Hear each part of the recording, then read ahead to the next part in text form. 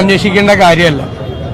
കാരണം ആഭ്യന്തര വകുപ്പിന്റെ ചുമതലയുള്ള മുഖ്യമന്ത്രിയുടെ ഓഫീസാണ് ഇതിന്റെ കേന്ദ്രബിന്ദു. നിങ്ങൾക്കറിയാം, ഒന്നാം പിണറായി സർക്കാരിനെതിരായി മുഖ്യമന്ത്രിയുടെ ഓഫീസിനെതിരായി ഗുരുതരമായ ആരോപണം വന്നു. ഗുരുതരമായ ആരോപണം. അതിന്റെ പേരിൽ നിരവധി മാസക്കാലമാണ് മുഖ്യമന്ത്രിയുടെ പ്രിൻസിപ്പൽ സെക്രട്ടറി, സീനിയർ IAS ഉദ്യോഗസ്ഥൻ ജയിലിൽ കിടന്നു. ഇപ്പൊ രണ്ടാം പിണറായി സർക്കാരിനെതിരായിട്ട് ആ മുഖ്യമന്ത്രിയുടെ ഓഫീസിനെതിരായി ഞെട്ടിപ്പോകുന്ന ആരോപണങ്ങൾ വന്നിരിക്കുകയാണ്. എന്തൊക്കെയാണ് വന്നിരിക്കുന്നത്?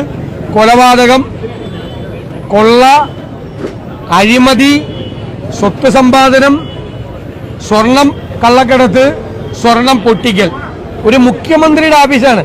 രാജ്യത്ത് തന്നെ അപമാനമായി നിൽക്കുകയാണ് കേരള സർക്കാർ.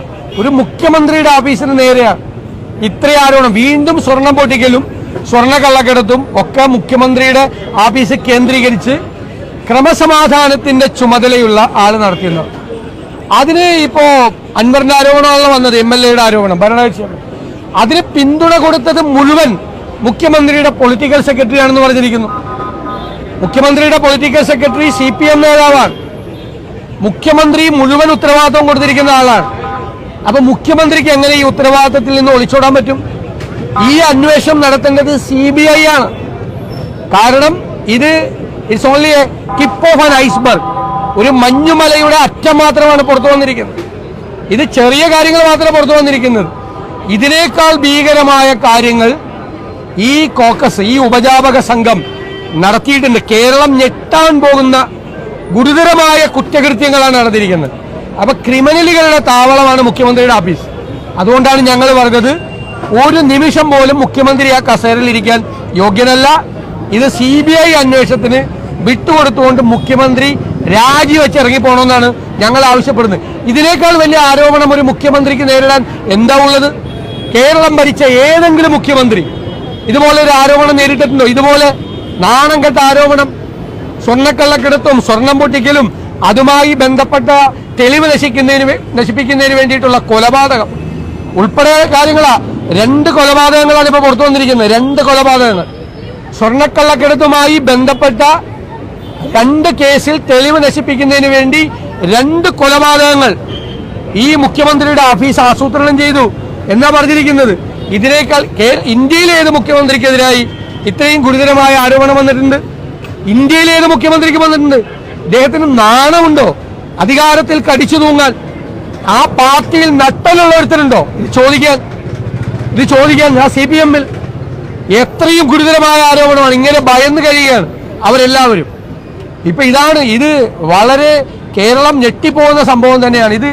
ഈ അന്വേഷണം പുകമറ സൃഷ്ടിക്കാൻ വേണ്ടിയിട്ടാണ്. ഇനി അൻവർ ഈ ഭരണകക്ഷി MLA പറഞ്ഞത് തെറ്റാണെങ്കിൽ അയാൾക്കെതിരെ നടപടിയെടുക്ക്. നിങ്ങൾ പറ, അത് തെറ്റാണ്, അയാൾക്കെതിരെ നടപടിയെടുക്ക്. അത് നടപടിയെടുക്കാൻ ധൈര്യമില്ല, പേടിയുണ്ട്. കാരണം അയാളുടെ കയ്യിൽ ഇനിയും വിവരമുണ്ട് എന്ന് അറിയാം. സർക്കാരിന് പേടിയുണ്ട്. ഇപ്പൊ അതുകൊണ്ട് ഭരണകക്ഷി MLA തൃപ്തിപ്പെടുത്താൻ വേണ്ടി ശ്രമിക്കുക. ഫെബ്രുവരി 1-ാം തീയതി 150 കോടി രൂപയുടെ അവിടെ ആരോപണം ഉന്നയിച്ച ഒരു MLA ആണ് അദ്ദേഹം. അന്ന് പിന്നീട് അത് ഉണ്ടയില്ല വഴിയാണെന്ന് നിയമസഭയിൽ തന്നെ തെളിഞ്ഞു. അപ്പോൾ അങ്ങനെ ഒരു വ്യക്തിയുടെ വിശ്വാസ്യത പ്രതിപക്ഷത്തിന് അല്ല, മുഖ്യമന്ത്രിയുടെ ഏറ്റവും വലിയ വിശ്വസ്തനാണ്. അതാണ് പ്രശ്നം. മുഖ്യമന്ത്രിയുടെ ഏറ്റവും വലിയ വിശ്വസ്തനാണ്. മുഖ്യമന്ത്രി പ്രതിപക്ഷ നേതാവിനെതിരായി എടുത്താ പൊങ്ങാത്ത ആരോപണം ഉന്നയിക്കാൻ മുഖ്യമന്ത്രി ചുമതലപ്പെടുത്തിയ ആളാണ് PV അൻവർ. കാരണം അദ്ദേഹം പാർട്ടി നേതാവാണ്, സഭാ നേതാവാണ്. അദ്ദേഹം അറിയാതെ ഒരു ഭരണകക്ഷി MLA പ്രതിപക്ഷ നേതാവിനെതിരെ ആരോപണം ഉന്നയിക്കില്ല. ഞാൻ അന്ന് ചോദിച്ചതാണ് നിയമസഭയിൽ വെച്ച്, നിങ്ങളുടെ മുഖത്ത് നോക്കി ഞാൻ നിങ്ങളെ ഗതികേടോർത്ത് ഞാൻ കരയണോ അല്ലെ ഈ ആരോപണം കെട്ടി ചിരിക്കണോ എന്ന് ചോദിച്ചത് ഞാൻ മുഖ്യമന്ത്രിയോട് ചോദിച്ചത്. ഞാൻ ഈ ആരോപണം ഉന്നയിച്ചല്ല. പിന്നെ ഇദ്ദേഹം രാഹുൽ ഗാന്ധിക്കെതിരായി രാഹുൽ ഗാന്ധിയുടെ DNA പരിശോധിക്കണമെന്ന് ഞാൻ വിചാരിച്ചത് മുഖ്യമന്ത്രി പിണറായി ഒരു കോൺഗ്രസ് MLA പറഞ്ഞിരുന്നെങ്കിൽ ഞാൻ അത് തള്ളി പറഞ്ഞേനെ, അയാളോട് മാപ്പി ചോദിക്കാൻ പറഞ്ഞേനെ. കോൺഗ്രസ് MLA ആണ് ഏതെങ്കിലും ഒരു മുതിർന്ന നേതാവിനെതിരായി ഇതുപോലൊരു ആരോപണം പറഞ്ഞിരുന്നെങ്കിൽ ഞാൻ അയാളെ കൊണ്ട് മാപ്പ് ചോദിപ്പിച്ചേനെ, ഒരു കോൺഗ്രസ് MLA കൊണ്ട്. ഇവിടെ എന്താ ചെയ്തത്? മുഖ്യമന്ത്രി അതിനെ ന്യായീകരിച്ചു, അൻവർ പറഞ്ഞതിനെ ന്യായീകരിച്ചു, ഇല്ലേ? അപ്പൊ മുഖ്യമന്ത്രിയുടെ വിശ്വസ്തനായിട്ടുള്ള ഒരാള് മുഖ്യമന്ത്രിയുടെ ഓഫീസിനെതിരെ പറയാ. താങ്കൾ ചോദിച്ച ചോദ്യം കറക്റ്റാണ്. അത് വിശ്വാസയോഗ്യമല്ലാത്ത ആരോപണമാണെങ്കിൽ അയാൾക്കെതിരെ നടപടിയെടുക്കട്ടെ, അയാൾക്കെതിരായി നടപടിയെടുക്കട്ടെ. ഇപ്പൊ പറഞ്ഞത് എത്ര വലിയ ആളാണെങ്കിൽ നടപടിയെടുക്കുന്ന, ഇത് പണ്ടും പറഞ്ഞാണ്. ഇത് ആരോപണ വിധേയൻ മുഖ്യമന്ത്രിയാണ്. എന്തിനാ ശശിയുടെയും അജിത് കുമാറിന്റെയും നെഞ്ഞത്തോട്ട് കയറുന്നത്? ആരുടെ ഓഫീസിലാ? ശശിയുടെ ഓഫീസാണ് ഇത്. പി ശശിയുടെ ഓഫീസാണോ ഇത്? അജിത് കുമാറിന്റെ ഓഫീസാണോ? അത് ശിവശങ്കറിന്റെ ഓഫീസാണോ? അത് പിണറായി വിജയന്റെ ഓഫീസാണ്, മുഖ്യമന്ത്രിയുടെ. മനസ്സിലായല്ലോ? അവിടെയാണ്, ആ ഓഫീസിനെതിരായിട്ടാണ് ആരോപണം വന്നിരിക്കുന്നത്. അതിന് ഉത്തരം പറയേണ്ട മുഖ്യമന്ത്രിയാ. വാ തുറക്കണം. എന്ത് പത്രസമ്മേളനമായിരുന്നല്ലോ കുറച്ചു ദിവസം, ഇപ്പൊ നിർത്തിയല്ലോ, മിണ്ടാട്ടമില്ലല്ലോ. ഇത്രയും ഗുരുതരമായ ആരോപണം വന്നിട്ട് ഞാൻ മുഖ്യമന്ത്രിയെ വെല്ലുവിളിക്കുന്നു. ഒരു മാധ്യമ പ്രവർത്തകരൊന്ന് കാണും, ധൈര്യം ഉണ്ടെങ്കിൽ വന്നിട്ട് കണ്ട് തന്റെ ഓഫീസിനെതിരായി, തനിക്കെതിരായി ഉയർന്നു വന്നിരിക്കുന്ന ആരോപണങ്ങൾക്ക് എണ്ണി എണ്ണി മറുപടി പറയേ. ഞാൻ വെല്ലുവിളിക്കുകയാണ്, ധൈര്യം ഉണ്ടെങ്കിൽ ചെയ്യും. അല്ലെന്നീ മുഖ്യമന്ത്രി തന്നെ മാറണമെന്ന് ആവശ്യപ്പെടുമ്പോ പിന്നെ അജിത് കുമാറിന് എന്ത് കാര്യം? ഇത് ഒരു കോക്കസ് അല്ലേ? ഞാൻ നിങ്ങളോട് പറഞ്ഞിട്ടില്ലേ, തിരുവനന്തപുരത്തെ മാധ്യമ പ്രവർത്തകരോട് ഞാൻ പറഞ്ഞിട്ടുണ്ടല്ലോ ഇതിനു മുമ്പ്. മുഖ്യമന്ത്രിയുടെ ഓഫീസിൽ ഒരു ഉപജാപക സംഘം, അവരാണ് പോലീസിനെ നിയന്ത്രിക്കുന്നത്. കാരണം സ്വർണ്ണ കള്ളക്കടത്ത് വരെയാണ് അവരുടെ പരിപാടി. പുതിയ ആരോപണം എന്ന് പറയുന്നത്, അതായത് സോളാർ കേസ് അട്ടിമറിക്കാൻ MR അജിത് കുമാർ ശ്രമിച്ചു. അത് അട്ടിമറിക്കാനുള്ള കാരണം അതാണ് സ്വാധീനിച്ചത് ഉൾപ്പെടെയുള്ളവരാണ്. അത് MR അജിത് കുമാർ മാത്രമല്ലല്ലോ അന്വേഷിച്ചത്, അത് 3 ഉന്നതരായ പോലീസ് ഉദ്യോഗസ്ഥർ അന്വേഷിച്ചു. 3 പേരും ഒരേപോലെയാണ് റിപ്പോർട്ട് കൊടുത്തത്. പിന്നെ CBIക്ക് ആരോപണം എഴുതി കൊടുത്ത് അന്വേഷിപ്പിച്ചു. CBI അന്വേഷിച്ചു. CBI കോടതിയിൽ കൊടുത്ത റിപ്പോർട്ടിന്റെ അടിസ്ഥാനത്തിലല്ലേ കോടതിയല്ലേ ചെയ്ത്, അല്ലാതെ ഇവരാരും അല്ലല്ലോ എക്സോണറേറ്റ് ചെയ്ത്, പോലീസൊന്നും അല്ലല്ലോ. ഒന്ന് കൊഴിപ്പിക്കാൻ വേണ്ടി ചെയ്തതാണ്. അതായത് അൻവർ ഒന്ന് കൊഴിപ്പിക്കാൻ വേണ്ടി ചെയ്തതാണ്. ഞാൻ ഇപ്പോഴും CPM തന്നെയാണെന്ന് കാണിക്കാൻ വേണ്ടി ചെയ്തതാണത്.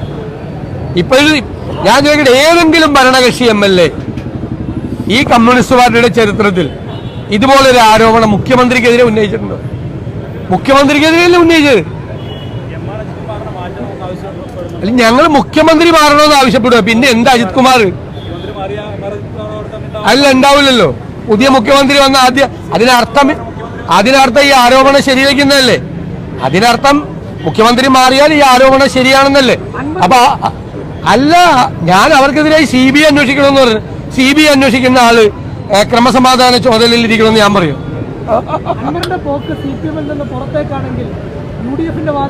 ഇല്ല, ഞങ്ങൾ അത്തരം കാര്യങ്ങളൊന്നും ആലോചിച്ചിട്ടില്ല. അങ്ങനെയുള്ള ഒരു കാര്യം ഞങ്ങൾ ആലോചിച്ചിട്ടില്ല. അതൊക്കെ അതൊന്നും ആലോചിക്കേണ്ട സമയമല്ലത്. ഇത് തെറ്റാണെങ്കിൽ, ഇതാണ് മുഖ്യമന്ത്രിയാണ് പറയേണ്ടത്. അൻവർ ഉന്നയിച്ച ഭരണകക്ഷി MLA, ഞാനാണെങ്കിൽ പറയാ അടിസ്ഥാനരഹിതമാണ്. പ്രതിപക്ഷം ഉന്നയിച്ചതാണ് അടിസ്ഥാനരഹിതമായ ആരോപണം എന്ന് പറയാം. ഞാൻ മുഖ്യമന്ത്രിയോട് വെല്ലുവിളിച്ച കൂട്ടത്തിൽ ചോദിക്കുന്നു, മുഖ്യമന്ത്രി പറയും ഈ അൻവർ ഉന്നയിച്ച കാര്യം അടിസ്ഥാനരഹിതമാണ്, ഇതിലൊരു കാര്യമില്ല എന്ന് പറയാൻ അയാൾക്കെതിരായി നടപടിയെടുക്കാൻ നിങ്ങൾ തയ്യാറുണ്ടോ? അല്ലല്ലോ. 3-4 ദിവസമായല്ലോ അൻവർ തുടങ്ങിയിട്ട്. ഒരക്ഷരം പാർട്ടി സെക്രട്ടറി പറഞ്ഞിട്ടുണ്ടോ? പരിശോധിക്കുന്ന പറഞ്ഞത്. അപ്പൊ ആരോപണത്തിൽ കഴമ്പുണ്ട്. ഒരു ഭരണകക്ഷി MLA വന്നിട്ട് മുഖ്യമന്ത്രിക്കെതിരായി ആരോപണം ഉന്നയിച്ചപ്പോൾ പാർട്ടി സെക്രട്ടറി പറഞ്ഞത് പരിശോധിക്കുന്നതാണ്. അതിന്റെ അർത്ഥം അതിൻ്റെ അകത്ത് എന്തോ ഉണ്ടെന്നല്ലേ? എന്നിട്ട് ഈ മുഖ്യമന്ത്രി തന്നെയാണ് അതിനെപ്പറ്റി അന്വേഷിക്കുന്നത്. ഈ മുഖ്യമന്ത്രി അന്വേഷിക്കണ്ട, CBI അന്വേഷിക്കണ്ട. ധൈര്യം ഉണ്ടെങ്കിൽ CBIക്ക് കൊടുക്കും.